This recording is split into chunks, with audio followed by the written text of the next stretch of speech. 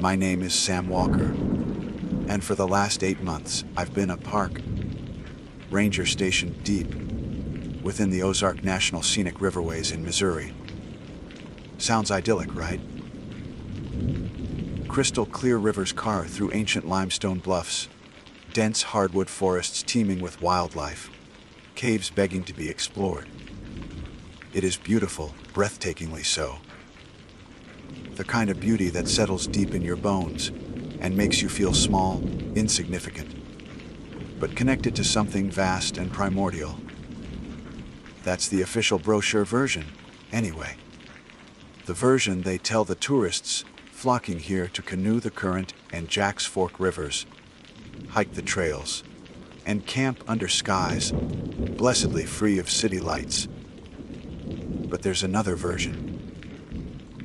An older, darker version, whispered around crackling campfires by locals, hinted at in hushed tones by veteran rangers, and codified in a set of unwritten, unspoken, yet utterly critical rules that were never part of any government training manual I received. Rules that pertain to something far older and more dangerous than any black bear or mountain lion the official guides warn you about. Rules you follow, or you don't come back. Simple as that. Before I landed this gig, I was bouncing between seasonal ranger jobs out west, Yellowstone, Yosemite, the Grand Canyon. Big sky, big mountains, big crowds. I thought I'd seen it all. Grisly encounters, lost hikers, flash floods, wildfires. Standard fare for the service. I wanted something different, quieter maybe. A place where the woods felt deeper, less mapped, more wild. The Ozarks seemed to fit the bill. Remote, rugged, steeped in folklore. I figured the biggest dangers would be copperheads, unstable cave entrances, and maybe the occasional moonshiners still hidden back in a hollow. Boy, was I wrong.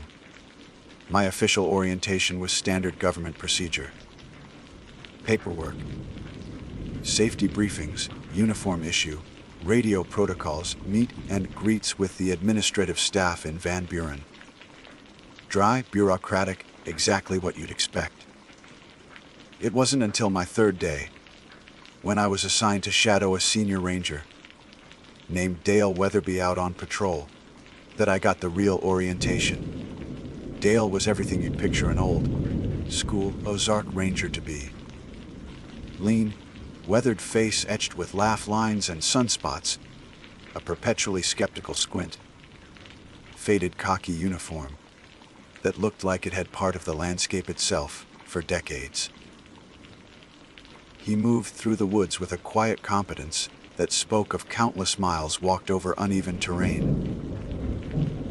He didn't say much at first, just pointed out trail markers, identified bird calls, showed me how to spot potential hazards like widowmakers or washout zones along the riverbanks.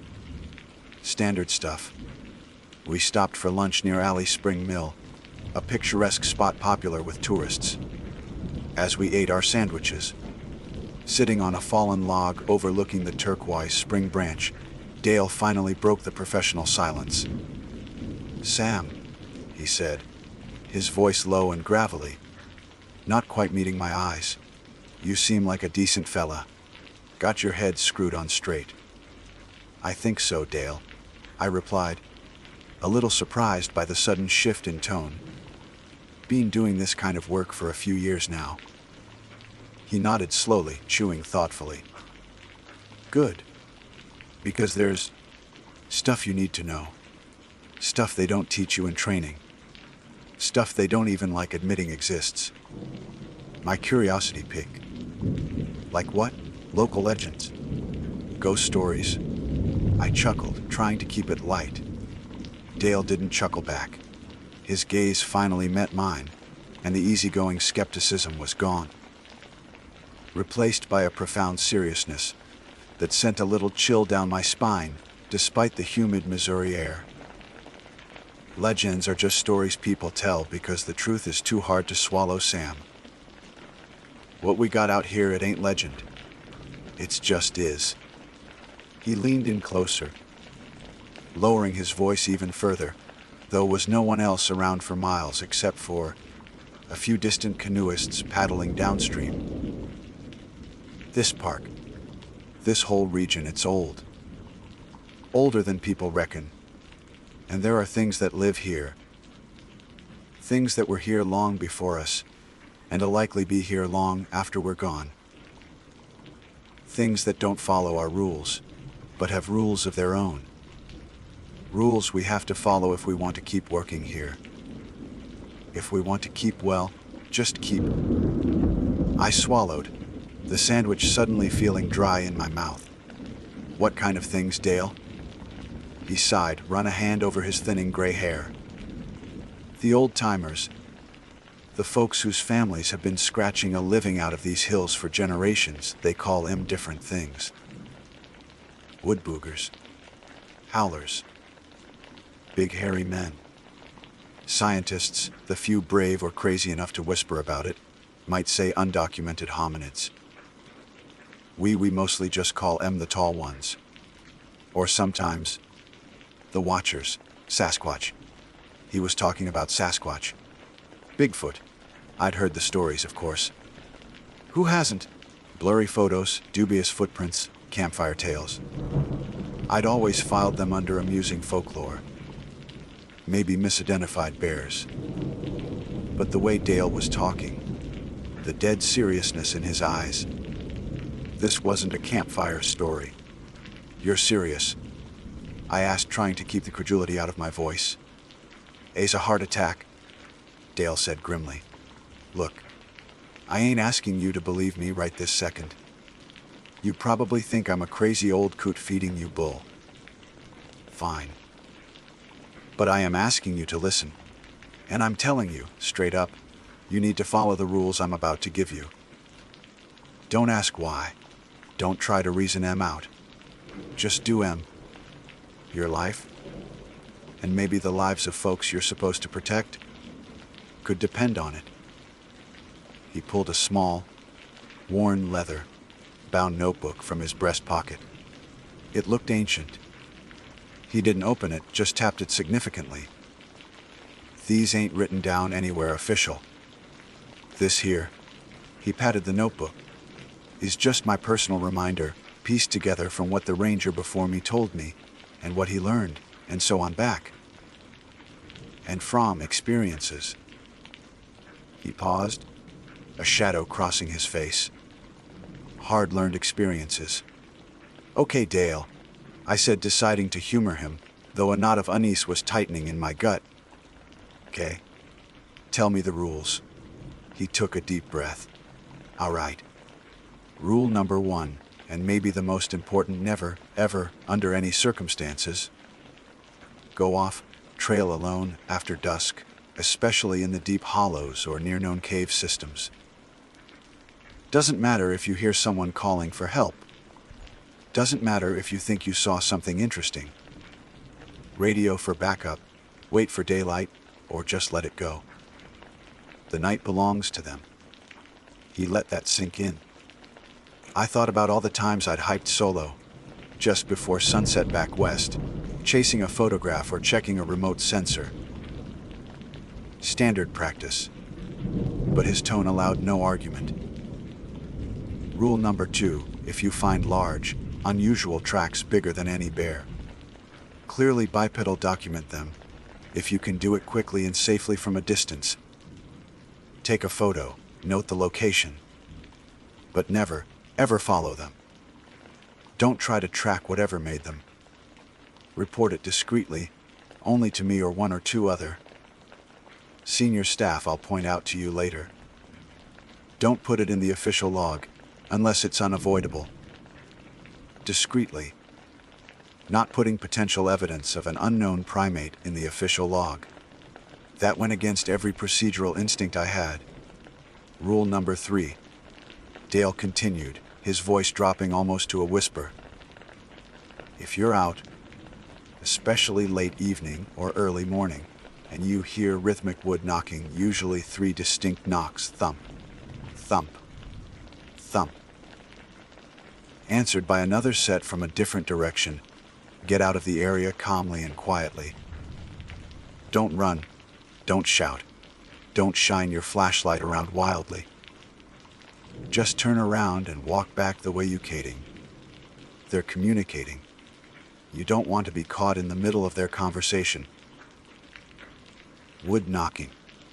I'd read about that in Bigfoot forums online, usually dismissed as woodpeckers or falling branches. Dale spoke of it as a definite signal. Rule number 4. Pay attention to the silence. These woods are noisy bugs, birds, frogs, critters rustling. If you're walking along and suddenly everything goes dead quiet, like someone threw a switch, freeze. Listen. Scan the tree line slowly. Don't make any sudden movements. Wait for the normal sounds to come back before you move on. That unnatural silence means something big is nearby, and the regular critters know it. That one sent a genuine shiver down my back.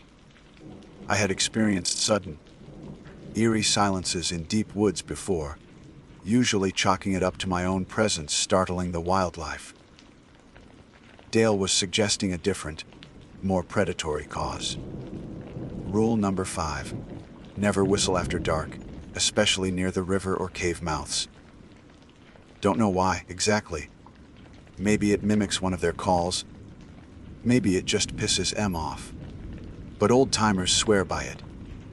Just don't. Rule number 6. If you smell it, a god-awful combination of wet dog, rotting garbage. Maybe skunk, and something else. Something quite and musky you can't quite place, don't investigate. Same as the wood knocks. Turn around, leave calmly. That smell means one of them is close. Maybe marking territory, maybe just passing through. You don't want it to know you're there. He paused, looking out over the spring again. There are more, specific to certain areas. Places you learn to avoid at certain times. Things you learn not to look at too closely if you glimpse movement in the periphery. Like what? I pressed, morbidly fascinated now. Like movement high up in the canopy, that's too big to be a squirrel or a bird. Like shadows detaching themselves from rock faces where no shadow should be. Like eye sheen reflecting your flashlight beam from way too high off the ground. Dale shook his head. You learn to just keep walking.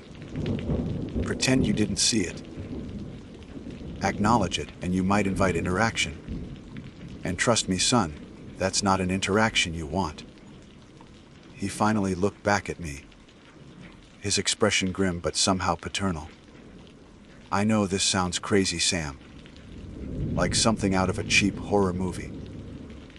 I wouldn't blame you if you walked into the supervisor's office right now and demanded a transfer, said old Dale Weatherby's finally lost his marbles. I'm not going to do that, Dale, I said, surprising myself with the conviction in my voice.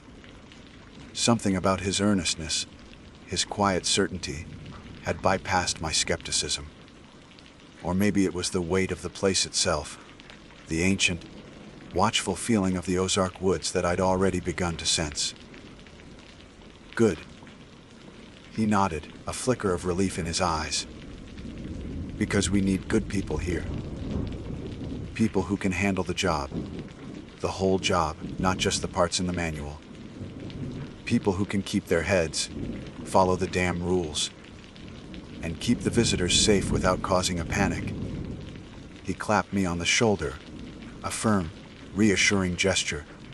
It's not like you're dodging hairy monsters every day. Most days are just days. Patrols, paperwork, talking to campers. Weeks, months can go by with nothing stranger than a stubborn beaver damming up a creek. But they're out there. They move through these hills like ghosts. Mostly, they seem to want to be left alone. The ruse, they're mostly about respecting their space, not provoking them, and knowing when to back the hell off. We finished our lunch in a more subdued silence, As we packed up to resume our patrol, Dale added one more thing. Oh, and rule number 7, kinda related to number 1. If you do hear someone calling for help from deep off, trail at night, and it sounds wrong somehow. Maybe too high-pitched, maybe too guttural, maybe it just makes the hair on your neck stand up. Ignore it. It ain't human. They mimic things. Voices, animal calls. Trying to lure you in. Mimicking voices. That particular detail lodged itself in my brain like a burr. The thought of something inhuman, hidden in the crushing darkness of the woods, imitating the desperate cries of a person in distress, that was more terrifying than any simple monster sighting. The rest of the day's patrol was uneventful, at least on the surface. We checked a few designated campsites, talked to some canoeists about river safety, cleared a fallen branch from a minor trail. But my perception had shifted. Every shadow seemed deeper. Every rustle in the undergrowth sounded more significant. I found myself subconsciously scanning the tree line, listening for unnatural silences, catching myself before whistling a tune. Dale's words, Dale's rules, had burrowed under my skin. Driving back to the ranger station on the winding park road, as dusk painted the sky in hues of orange and purple, I felt a profound sense of unease, mixed with a strange sort of thrill. I'd wanted wild, I'd wanted remote. It seemed I was getting more than I bargained for. The Ozarks weren't just hills and rivers and trees. They were a sanctuary for something ancient, something powerful, something that demanded respect and caution. Something that had its own set of rules. And I, Sam Walker, the new park ranger, was now one of the few humans entrusted with knowing them. The weight of that knowledge felt heavy, like the humid summer air settling over the darkening hollows. I didn't know if I believed Dale completely. Not yet. But looking out at the impenetrable woods, crowding the edge of the road, feeling the vast, watchful presence of the wilderness around me, I knew one thing for sure. I was going to follow those rules. Every single one. My quiet life in the Ozarks was about to get very, very complicated. And maybe very dangerous. The real orientation had just begun. The first few weeks after Dale's own official orientation passed in a strange sort of haze. On the surface, everything was normal. I fell into the rhythm of ranger life: early mornings, patrol routes, checking permits, answering the same tourist questions about where to see elk, wrong state, mostly, or the best spots for fishing. I dealt with minor first aid, reminded campers about fire safety, and filed endless reports. Standard procedure. Mundane even. But underneath that surface layer of routine, everything felt different. Charged. Dale's rules hoed in the back of my mind constantly, overlaying the landscape like an invisible map of hazards. The familiar woods I'd hiked in other parks now seemed deeper, more watchful. Every snap of a twig, every distant bird call, every shadow flickering at the edge of my vision registered with a new, heightened intensity. I started paying closer attention, really paying attention, in a way I never had before. Dale was right about the silence. It happened about 2 weeks after our talk. I was hiking the Brushy Creek Trail, a less traffic path winding through dense oak and hickory forest. It was mid-afternoon, usually the time for cicadas buzzing relentlessly, squirrels chattering, birds flitting through the canopy. One moment the air was thick with the usual symphony of forest life. The next, absolute silence descended. Not just quiet, but a heavy, profound absence of sound.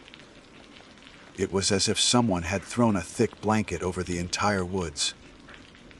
Even the breeze seemed to hold its breath. My heart hammered against my ribs. Rule number 4 slammed into my consciousness. Pay attention to the silence. Freeze. Listen. Scan. I stopped dead in my tracks, forcing myself to breathe slowly, shallowly. My eyes swept the undergrowth, the thick trunks of the trees, the dappled sunlight filtering through the leaves. Nothing. No movement, no sound, just an oppressive, watchful stillness that prickled the skin on the back of my neck.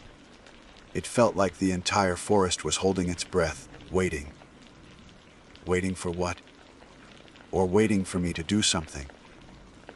I stood frozen for what felt like an eternity, though it was probably only a minute or two.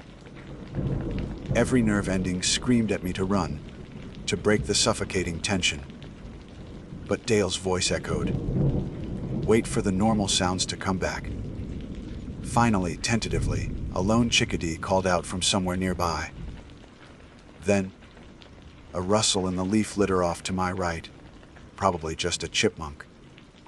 Slowly, agonizingly, the familiar buzz and chirp of the forest faded back in, like volume being slowly turned up.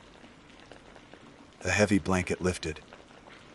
I let out a breath I didn't realize I'd been holding and cautiously moved on, checking over my shoulder far more often than necessary. I never saw what caused the silence, but I'd felt it. A presence. Big, silent, and unsettlingly close. Dale hadn't been exaggerating. A week later, I encountered the smell. I was patrolling a remote section along the Jacks Fork River, checking for unauthorized campsites. The air was thick and humid, typical Missouri summer, smelling of damp earth, river water, and honeysuckle. Then, drifting on the breeze, came something else. Something utterly foul. Dale's description had been spot, on and wet dog, decay, a hint of skunk, overlaid with a heavy, musky rankness that defied easy comparison. It wasn't just unpleasant, it was stomach, churning, primal. It hit the back of my throat and made my eyes water. Rule number 6. If you smell it, turn around, leave calmly. My instinct, the ingrained curiosity of any outdoorsman, was to try and pinpoint the source. Was it a dead animal? A hidden garbage dump? But Dale's warning, coupled with the memory of that unnatural silence, overrode my curiosity. This wasn't a smell you investigated. This was a smell you retreated from. I stopped, took a slow breath through my mouth, and deliberately turned 180 degrees.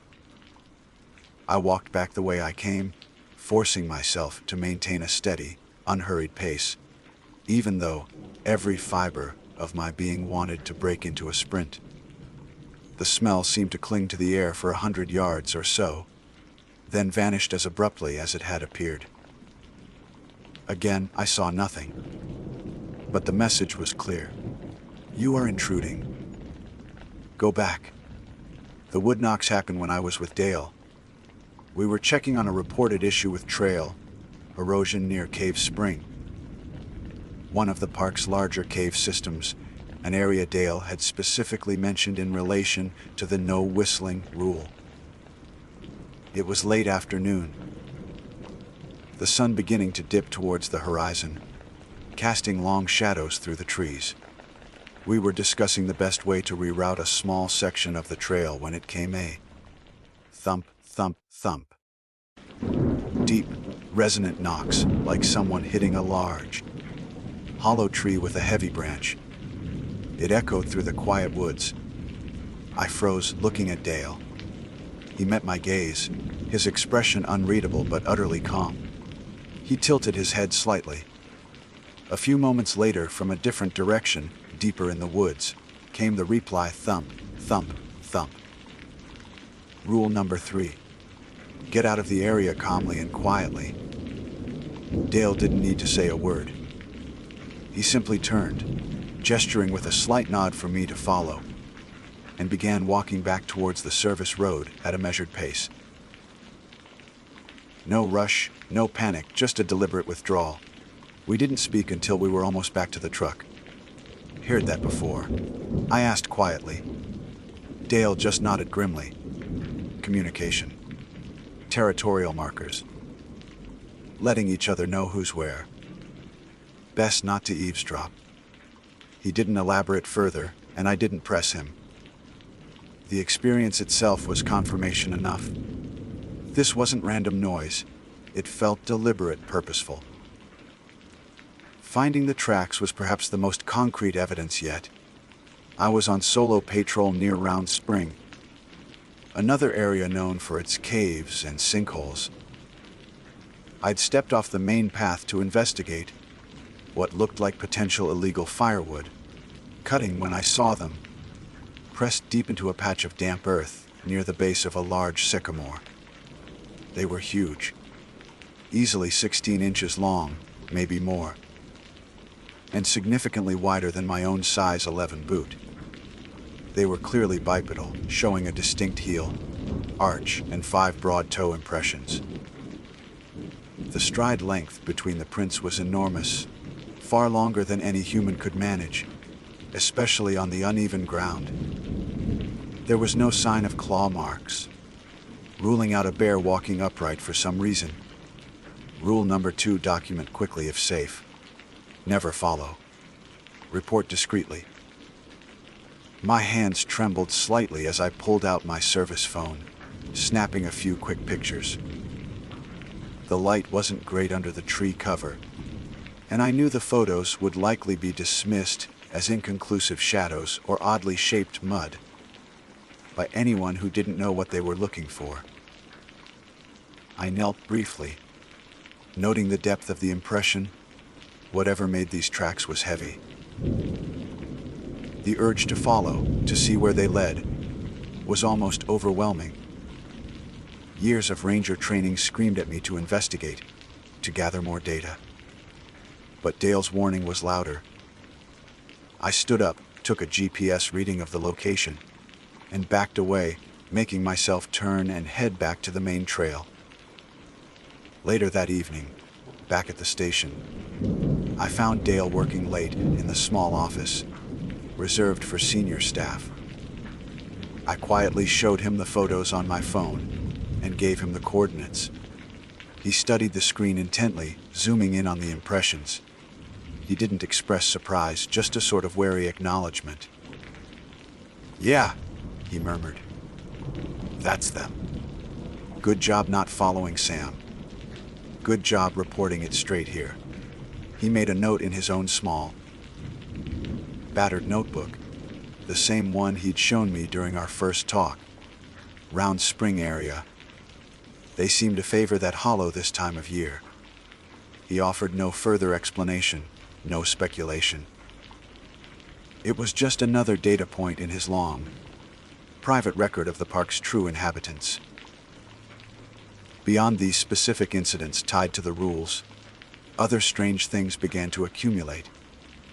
Finding thick branches, far too high for a person or even a bear to reach, snapped cleanly in half.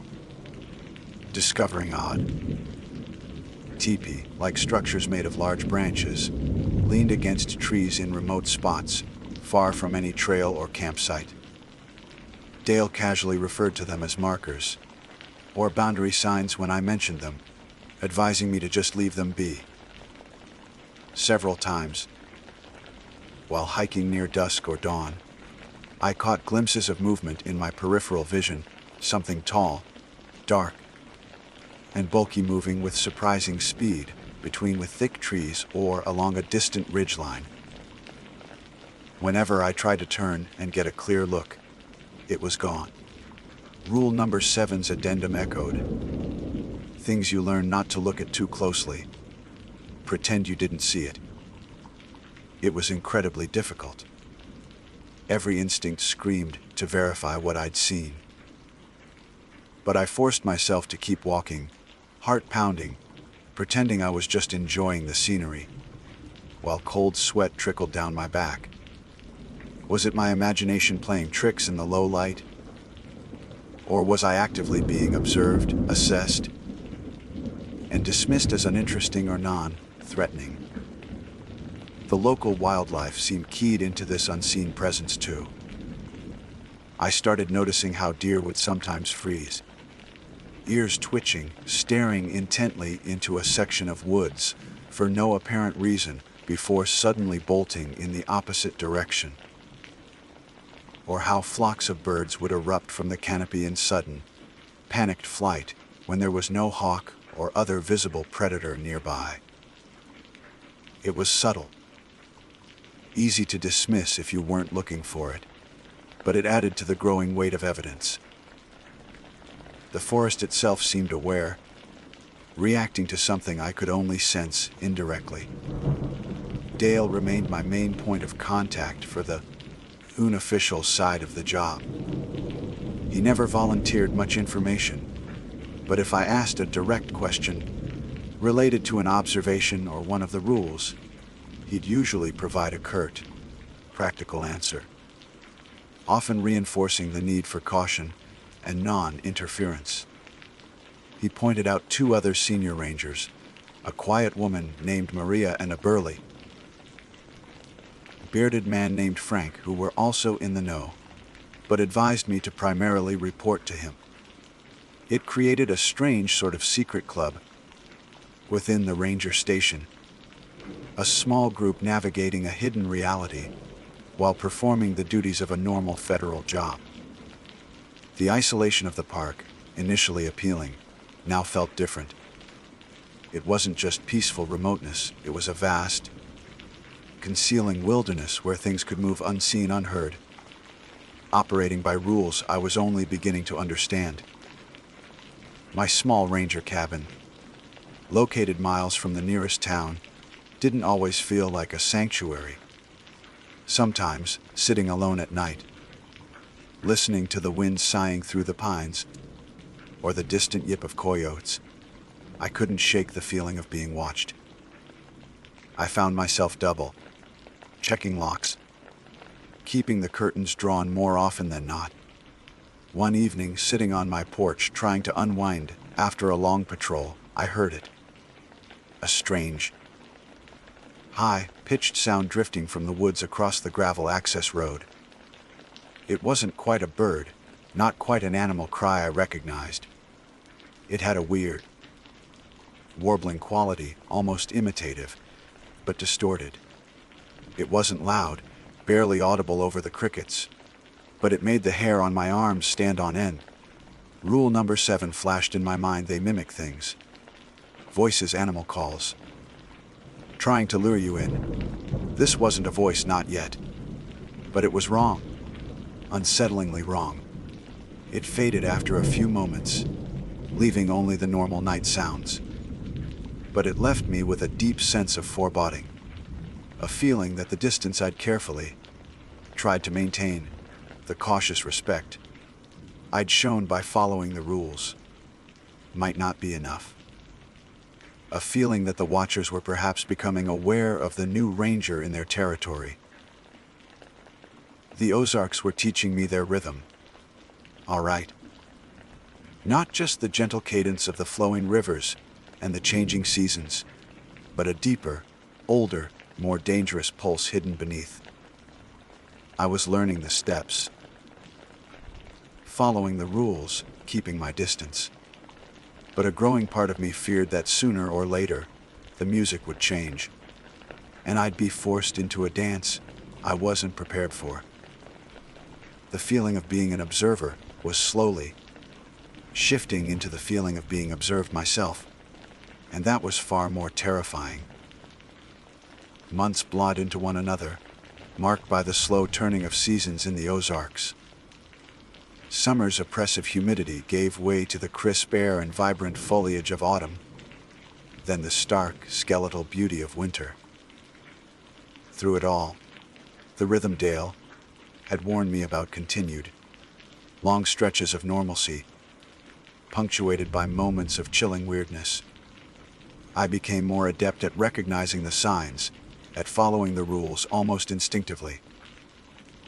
The unnatural silence, the rank odor, the distant wood knocks, these became almost familiar, Unwelcome signposts, marking the boundaries of the hidden world coexisting with my own. But familiarity didn't lessen the fear. If anything, it deepened it. Because the incidents, while still infrequent, seemed to be growing bolder, more direct. It felt less like I was merely stumbling across passive signs of their existence and more like I was being tested. Probed. The first major test came during a search and rescue operation late one October afternoon. A teenage boy, part of a church group camping near Pulltight Spring, had wandered off from his group during a hike and hadn't returned. Standard SAR procedure kicked in grid searches, coordinate with local volunteer teams. Interview the group leader. I was assigned a section of rugged terrain, bordering a known cave system, an area that already made me uneasy after dark. As the afternoon wore on and shadows lengthened, the urgency increased. The temperature was dropping, and the boy wasn't dressed for a night out. We were pushing the limits of daylight, combing through dense thickets and rocky outcrops. That's when I heard it. "Help me! Over here!" The voice was faint, strained, seemingly coming from a deep, brush-choked hollow off to my left, significantly off my assigned grid path. It sounded like a young man, panicked. Adrenaline surged. My duty, my training, everything screamed at me to deviate, to follow the voice, to render aid. But something felt wrong. It was subtle, hard to define. Maybe the pitch was slightly off, a little too high, a little too uniform in its desperation. Or maybe it was just the location deep off trail, near a cave mouth, with dusk rapidly approaching. Rule number 1 hammered in my head: never, ever, under any circumstances, go off trail alone after dusk, especially in the deep hollows or near known cave systems. Doesn't matter if you hear someone calling for help. And rule number 7, if you hear someone calling for help, and it sounds wrong somehow, ignore it. It ain't human. They mimic things. My heart was pounding. Was this real? Was that boy injured, relying on me? Or was it them, using the boy's plight, maybe even his actual voice, somehow learned, to lure me into the darkening woods? The internal conflict was agonizing. Ignoring a genuine cry for help went against everything I stood for as a ranger. My hand hovered over my radio transmitter. I could call it in, report the voice, request backup to check the hollow. But Dale's warnings about discretion, about not causing panic, about the things they didn't want documented officially, held me back. What if I reported a mimicry attempt and it was the boy? What if I went charging in and it wasn't? "Help! Please! I'm hurt." The voice came again, closer this time, more insistent. It sounded so real. Sweat beaded on my forehead despite the cooling air. I took a deep breath, my decision hardening with cold dread. I keyed the radio. "Dispatch, Ranger Walker," I said, keeping my voice level. "Continuing grid search in Sector 4, Alpha. No contact yet. Recommend focusing adjacent sectors closer to the river trail based on initial reports." Over. I deliberately didn't mention the voice. I stuck to my assigned path, casting anxious glances towards the hollow as the cries continued, eventually fading as I moved further away. It was one of the hardest things I've ever had to do.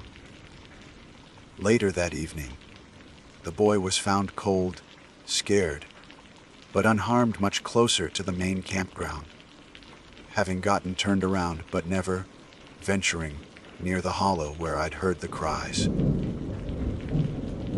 He swore he hadn't called out from that direction, had never been anywhere near it. When I quietly mentioned the incident to Dale the next day, his face tightened. "Good call, Sam," he said gruffly. "Tell one. They do that." Use situations. Test your adherence to the rules against your instincts. Heard stories rangers back in the day didn't make the right call. He didn't elaborate, but the grim look in his eyes spoke volumes. That incident solidified my resolve. The rules weren't just suggestions. They were survival mandates in a game I didn't fully understand. The mimicry didn't stop there. A few weeks later, I was on a solo patrol deep in the Roger Pryor Pioneer Wilderness, one of the most remote sections of the park. Miles from any road or major trail. I stopped for a water break near a cluster of large, ancient pine trees. It was utterly silent, save for the wind whispering through the high branches. Then, clear as day, I heard it, a low whisper, seeming to come from the dense woods just behind me. Sam. My blood ran cold. It wasn't just my name, it sounded eerily like Dale's voice, that familiar gravelly tone, but distorted, thin, like a poor recording played back through rustling leaves. I spun around, flashlight beam cutting through the shadows. Nothing. Just impenetrable forest. Over here. Sam. The whisper came again, seeming to shift position, drawing me deeper off the barely discernible path I was on. This was different from the desperate cries for help. This was intimate. Personal. It knew my name. It knew Dale's voice. How? Had it heard us talking? Had it observed us that closely? The implications were terrifying. I backed away slowly, forcing myself not to run, my hand gripping the handle of the heavy-duty flashlight like a weapon. The whispering faded, replaced by the sudden, deafening chirr of insects, as if the woods were exhaling after holding their breath. I didn't stop walking until I was back on a more established trail. The unsettling feeling of being specifically targeted lingering long after the whispers ceased. Physical evidence of their presence, or at least their interference, also became more apparent. I stumbled upon a backcountry campsite near B Bluff that I knew had been occupied by a pair of experienced backpackers. Just the day before, I'd checked their permit myself. Now it was deserted, but deeply disturbed. Their high-quality tent was ripped open, not shredded like a bear might do, but slit cleanly down the side, the zipper untouched. Sleeping bags had been pulled out and tossed aside. Food bags, which had been properly hung from a tree branch, according to regulations, were on the ground, torn open. But strangely, very little food seemed to have been actually consumed. Cans were dented, wrappers torn, but the contents were largely scattered, not eaten. It looked less like an animal raid and more like vandalism, or an inspection. A heavy cast iron skillet lay several yards away from the fire pit, far from where it should have been. No human could have thrown it that far casually. There were no tracks, save for the hiker's own boot prints from the previous day. It was deeply unsettling. I documented it, reported it, and spent the rest of the day feeling a prickling unease. What was the purpose of such a display? Intimidation? Curiosity? On another occasion, I used a bright orange safety streamer tied to a low branch to mark a washout I needed to report for trail maintenance. I continued my patrol loop, which took about 3 hours. When I returned to the washout spot, intending to add more markers, the orange streamer was gone. I searched the area thoroughly. No sign of it. Then, about 50 yards downstream, snagged on a branch overhanging the creek, I saw it, the same bright orange streamer, tied neatly with the same knot I had used. There was no way the wind or water could have moved it there, and tied it so perfectly. Something had deliberately untied it, carried it downstream, and tied it back up where I was sure to see it. It felt like a message. We see you. We know what you're doing. We can interact with your world whenever we choose. The cumulative effect of these incidents wore on me. Sleep didn't always come easy. Every creak of my cabin at night sounded like a footstep. Every shadow outside my window seemed to hold a lurking shape. The profound silence of the deep woods, once a source of peace, now often felt pregnant with unseen observation. I found myself scanning the tree lines constantly, analyzing every sound, every smell, categorizing it: normal, threat, unknown. The job was becoming less about conservation and public service, and more about navigating a hidden psychic minefield. My interactions with other rangers, the ones not in the know, felt strained. How could I share coffee break small talk when my mind was replaying distorted whispers or analyzing the physics of a thrown skillet? Dale, Maria, and Frank became my only real confidants. Our conversations often brief, coded exchanges confirming sightings or reinforcing the rules. The climax, the closest I'd come yet, happened on a gray, drizzly evening in early winter. I'd stayed later than intended fixing a damaged signpost miles down a remote service road. By the time I started hiking back towards my truck, dusk was bleeding into true dark, the thick cloud cover swallowing the last vestiges of light. The air was cold, damp, and unnaturally still. That familiar, oppressive silence descended. Rule number 4, I froze. My flashlight beam cut a shaky cone through the mist-laden trees. I scanned slowly, methodically. Left, right, back again. My breath plumed in the cold air. Nothing, but the feeling was immense. A palpable sense of presence, stronger than ever before. It felt heavy, ancient and intelligent, and close. Then my flashlight beam landed on it. Not a peripheral glimpse this time. Maybe 60 yards off the path, standing partially behind the massive trunk of an ancient white oak, was a shape. It was impossibly tall, easily 8 or 9 feet, maybe more. Broad-shouldered, bulky, covered in what looked like dark, matted hair or fur that blended almost perfectly with the wet bark and deepening shadows. It was utterly motionless, a statue carved from the twilight itself. I couldn't make out facial features, just the sheer size and unnerving stillness. It wasn't a bear.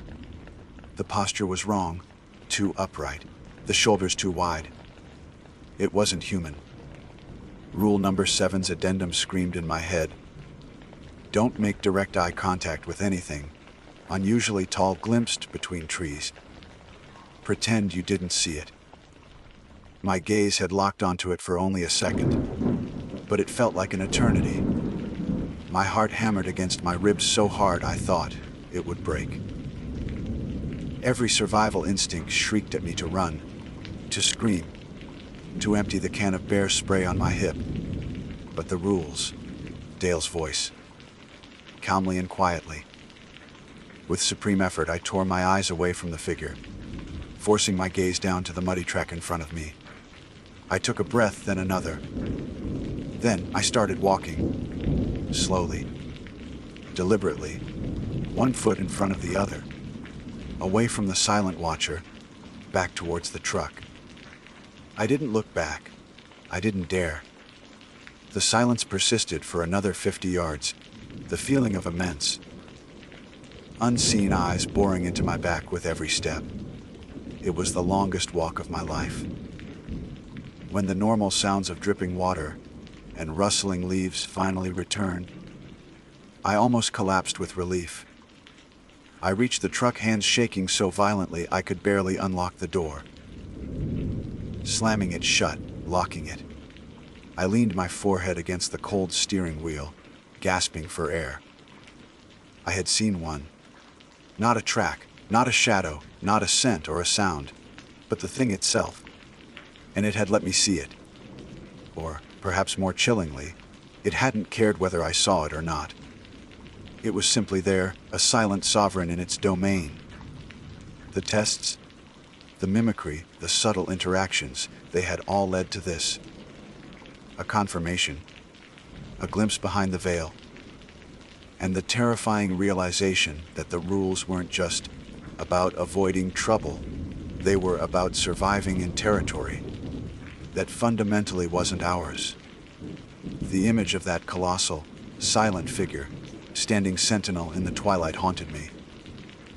Sleep offered little respite, often filled with fragmented dreams of immense shadows moving just beyond the reach of my flashlight beam, of distorted voices whispering my name from the impenetrable darkness.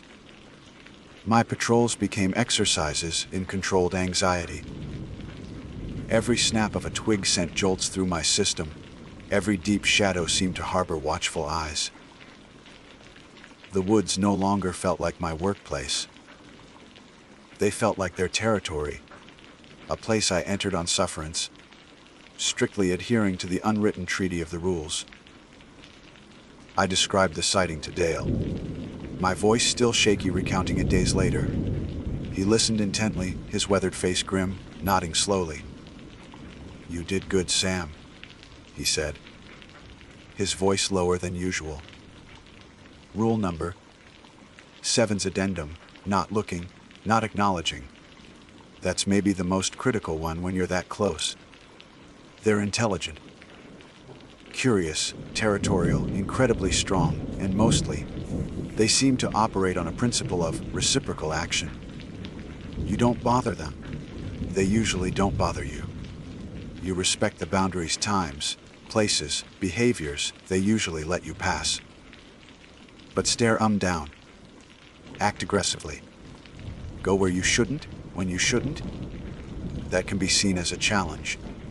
An invitation to interaction. He shuddered slightly. And believe me, son, their idea of interaction ain't something you want to experience. He leaned forward, his eyes locking onto mine. What you need to understand, Sam, is that they aren't just animals. They're something else. Older, wiser in their own way. They know this land better than any human ever could. They've seen generations of us come and go. The rules, they ain't just superstitions. They're hard-won knowledge, passed down by folks who learned the price of disrespecting what lives out here. People disappear in these hills, Sam. More than the official reports ever show. Folks who pushed too far, got too curious, didn't listen. His words hung heavy in the air, reinforcing the chilling reality that the silent figure I saw wasn't just a cryptid sighting. It was a brush with an ancient, powerful force that held the power of life and death within its domain. My fear solidified into a constant, gnawing dread. The breaking point came during the peak of the fall color season. The park was flooded with tourists, leaf peepers eager to capture the stunning Ozark foliage. Despite numerous signs, warnings from rangers, and common sense, a family of 4 parents and 2 young children decided to venture off trail late one afternoon, seeking a shortcut back to their lodge near the current river. They were reported missing just after sunset. Panic set in quickly. A young family, lost in unfamiliar, rugged terrain as and cold descended. It was a nightmare scenario. A massive search was mobilized immediately, involving multiple agencies and volunteer teams. Dale, Maria, Frank, and I found ourselves coordinating sections of the search grid in an area known for its steep bluffs, sinkholes, and dense woods. Prime Tall One's territory, especially after dark. Rule number 1 screamed in my head, never go off trail alone after dusk. But this wasn't alone. It was a full-scale SAR operation. Yet, the specific location, the time, it felt like tempting fate. Dale clearly felt it too. His face was etched with worry lines, deeper than visual, as we briefed the search teams, subtly trying to steer them towards safer, more open areas first, emphasizing caution about the treacherous terrain. My team was assigned a particularly nasty section, a labyrinth of limestone outcrops and thick cedar stands bordering a deep, shadowed hollow Dale had specifically warned me about months prior, a place known for strange sounds and vanishments according to local lore. As we pushed through the tangled undergrowth, flashlights cutting feeble paths through the oppressive darkness, the air grew unnaturally still. That heavy, watchful silence descended, punctuated only by our own ragged breathing and the crackle of radios. Then came the smell. That rank, gag-inducing odor of decay, musk, and wet dog rolled through the woods, thicker and more potent than I'd ever experienced it before. It seemed to cling to the very air we breathed. Team members, regular SAR volunteers unfamiliar with the rules, muttered about bears or coyotes, but their nervous glances betrayed a deeper unease. I knew better. We were intruding.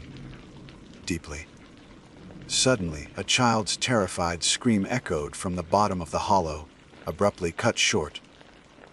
It was followed by a sound that chilled me to the bone, a low, guttural chest, rumbling growl that was definitely not a bear. Panic erupted. Radios crackled with frantic calls. My team leader, a county sheriff's deputy, ordered us down into the hollow. Every instinct, every fiber of my being, every rule screamed NO. But the sound of that child's scream, how could we not go? Dale's warnings warred with my duty. As we scrambled down the steep, slippery slope, crashing through brush, the growls continued, seeming to come from multiple directions now. They weren't just warning sounds, they felt possessive, territorial. We reached the bottom of the hollow, a small, damp clearing surrounded by towering rock faces and thick darkness.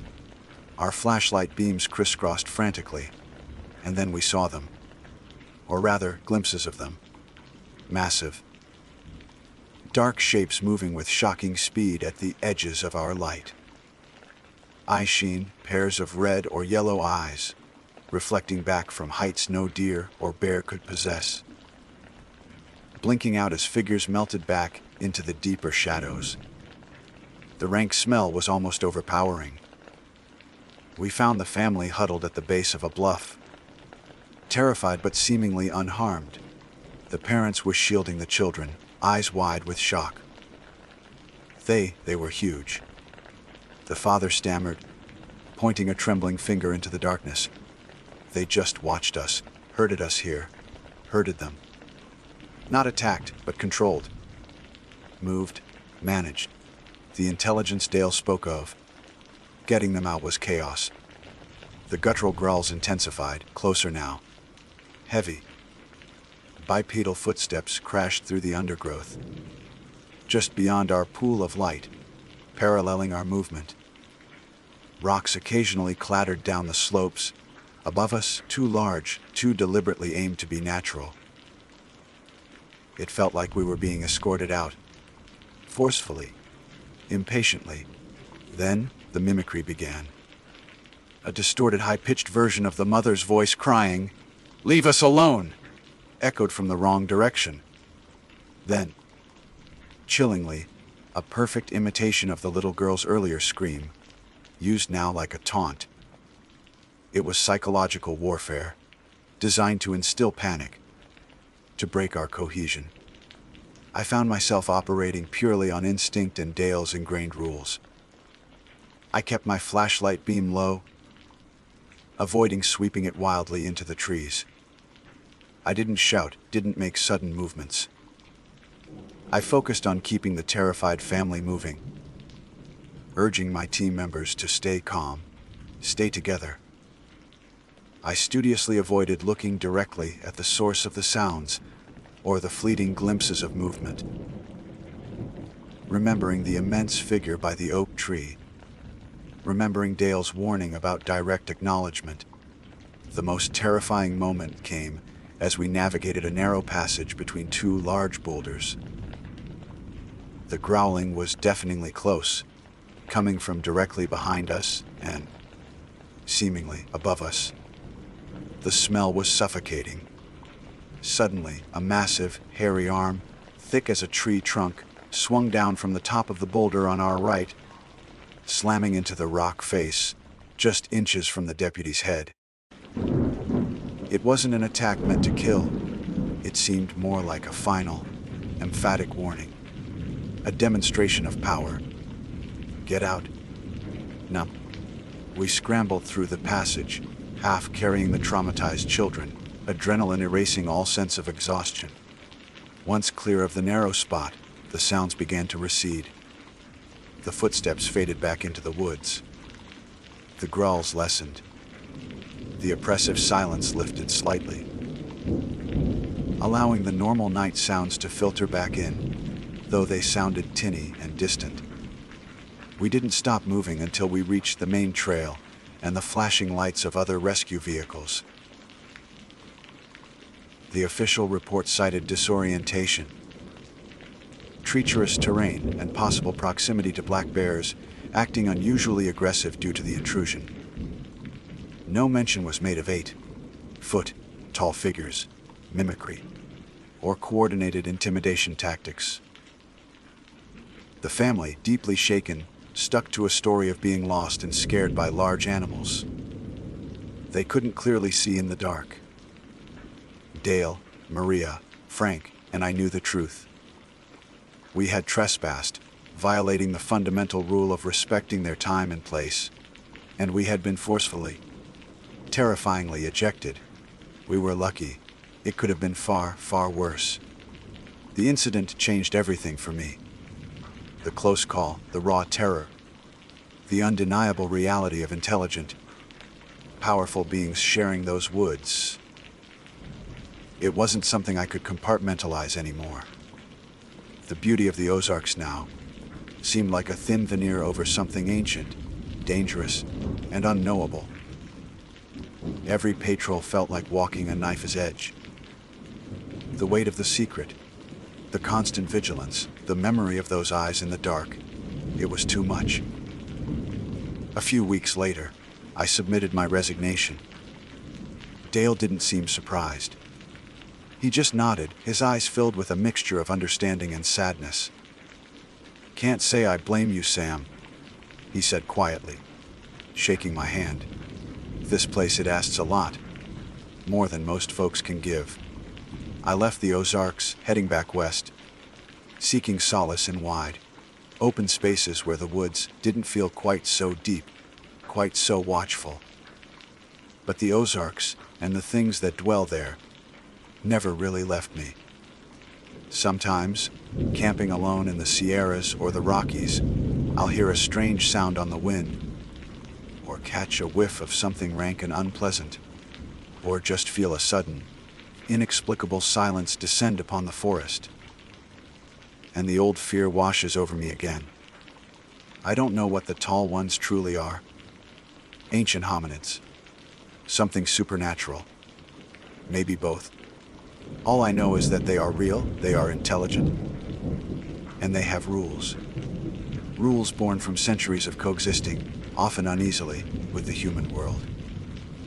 Rules you follow, or you risk becoming another whispered story, another unsolved disappearance in the deep, dark woods of the Ozarks. I followed the rules, mostly, and I got out. But a part of me will forever remain in that shadowed hollow, listening to the guttural growls, forever marked by the price of trespass.